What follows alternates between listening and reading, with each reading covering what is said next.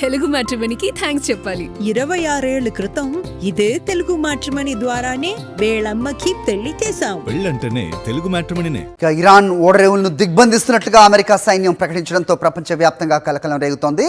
ఈ పరిణామాల నేపథ్యంలో ముడిచమురు ధరలు ఒక్కసారిగా $100 మార్క్ దాటేశాయి. అగ్రరాజ్యం తీసుకున్న ఈ నిర్ణయంపై ఇరాన్ తీవ్ర స్థాయిలో విరుచుకుపడుతోంది. పూర్తి వివరాలు ఈ స్పెషల్ స్టోరీలో చూద్దాం. ఇరాన్ ఓడరేవులపై దిగ్బంధనం విధిస్తున్నట్లు అమెరికా రక్షణ శాఖ ప్రకటించింది. అయితే హార్మూజ్ జలసంధి ద్వారా ఇతర దేశాలకు వెళ్లే నౌకలను తాము అడ్డుకోమని అమెరికా స్పష్టం చేసింది.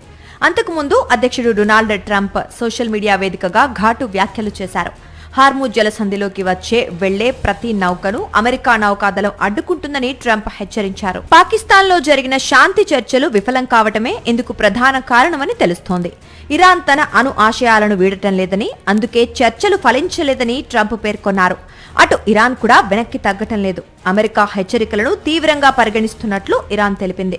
షిప్పింగ్ రూట్ కు వచ్చే ఏ సైనిక నౌకనైనా కఠినంగా ఎదుర్కొంటామని హెచ్చరించింది. బెదిరింపులకు తాము తలొగ్గే ప్రసక్తే లేదని ఇరాన్ పార్లమెంటు స్పీకర్ స్పష్టం చేశారు. ఒప్పందానికి తాము అతి సమీపంలో ఉన్నామని, కానీ అమెరికా తన మాట మార్చడం వల్లే చర్చలు విఫలమయ్యాయని ఇరాన్ ఆరోపిస్తోంది. ఈ ఉద్రిక్తతల ప్రభావం నేరుగా అంతర్జాతీయ మార్కెట్ పై పడింది. సరఫరాకు అంతరాయం కలుగుతుందన్న భయంతో బ్రెంట్ క్రూడ్ ధర మళ్లీ $100 పైకి చేరింది.